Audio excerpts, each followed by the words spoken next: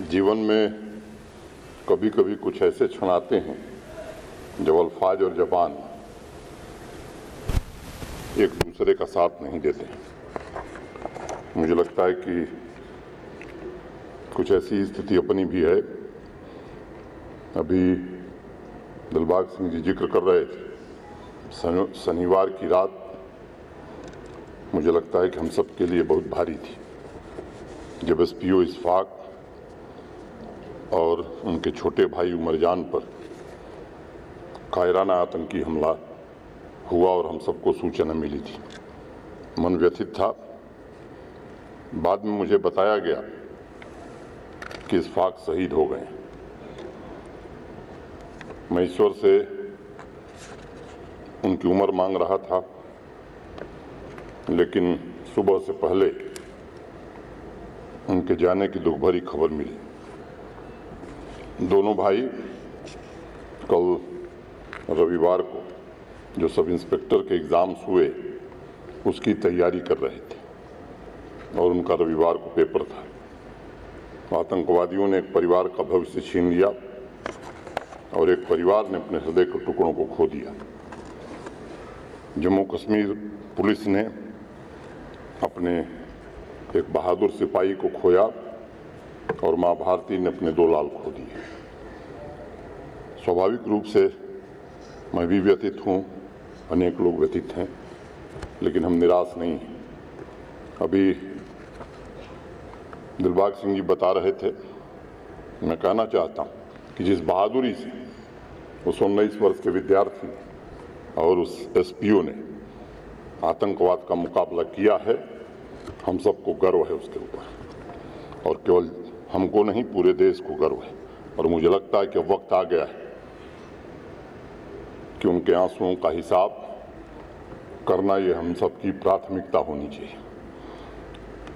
एक एक रक्त की बूंद जो जमीन पर गिरी है, मैं समझता हूं कि जम्मू कश्मीर को आज पुलिस को खास तौर से और हमारे सुरक्षा बलों को इस सौगंध लेनी ही चाहिए कि इसका बदला जितना जल्दी हो हिसाब पूरा कर लिया जाना चाहिए। उस परिवार का पालन पोषण, जैसा हमारे डीजीपी साहब ने कहा, ये प्रशासन की जिम्मेदारी है। मौत का कोई मुआवजा नहीं होता है, ये हम सब जानते हैं, लेकिन एक भरोसा उन लोगों को जो आतंकवाद के खिलाफ लड़ रहे हैं, एक भरोसा उन लोगों को जो जम्मू कश्मीर में भारत के तिरंगे को बराबर ऊंचा रखना चाहते हैं, ऐसे लोगों के लिए प्रशासन किसी भी सीमा तक जाने के लिए तैयार है। और मैं आज इस सभागार में उनके माता पिता को 10 लाख रुपए की अनुग्रह राशि और उनके भाई, मैं नाम मेरे पास चिट्ठी है, एक भाई जो अभी एसपीओ है, उसे जम्मू कश्मीर पुलिस में सिपाही की नौकरी का ऐलान करता हूं और ये आदेश 2 दिन में जारी कर दिया। मुझे लगता है कि इस पवित्र और मुकद्दस मिट्टी से आतंकवाद को समूल नष्ट किए बिना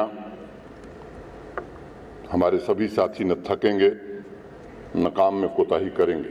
आज के इस विशेष कार्यक्रम में मैं देश की रक्षा के लिए अपने प्राणों का बलिदान देने वाले जम्मू कश्मीर के बहादुर जवानों, अर्धसैनिक बलों के जवानों और आर्मी के बहादुर जवानों और उन सभी शहीदों को सत सत नमन करता हूं और उनके परिजनों को भी प्रणाम करता हूं। पिछले कई दशकों से जम्मू कश्मीर पुलिस हो, हमारे सीएपीएफ के जवान हों, सेना के बहादुर जवान हों, जिस तरह से पड़ोसी मुल्क द्वारा प्रायोजित आतंकवाद के खिलाफ लड़ रहे हैं, वो हमारी सामूहिक शक्ति को दर्शाता है, केवल जम्मू कश्मीर की नहीं बल्कि पूरे देश की सामूहिक शक्ति को। जम्मू कश्मीर के और भारत माता के इन वीर सपूतों की वजह से आज हम चैन की नींद सो सकते हैं।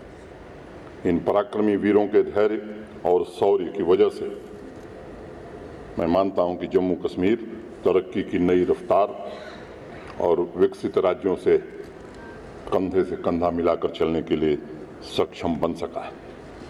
मैं कहूं कि जहां सिविल एडमिनिस्ट्रेशन के लोग इस काम में लगे, लेकिन जब तक हमारे पुलिस के बहादुर जवान अपना ये बलिदान न देते, मैं समझता हूँ जमीन पर कोई काम हो नहीं सकता था। उनकी शहादत और आतंक को समूल नष्ट करने के लिए मुझे लगता है कि उनकी शहादत हमें अनवरत प्रेरणा देती रहेगी और तरक्की के हमारे संकल्प को और मजबूत करेगी, ऐसा मुझे पूरा। हमसे जुड़े रहने के लिए हमारे YouTube चैनल को सब्सक्राइब करें और नई वीडियो की नोटिफिकेशन के लिए बेल आइकॉन को दबाएं। अगर आप ये वीडियो Facebook पर देख रहे हैं तो लाइक जरूर करें और ज्यादा से ज्यादा शेयर करें। इसी तरह के और भी अपडेट्स के लिए फॉलो करें हमारा Instagram पेज himachal.kesri।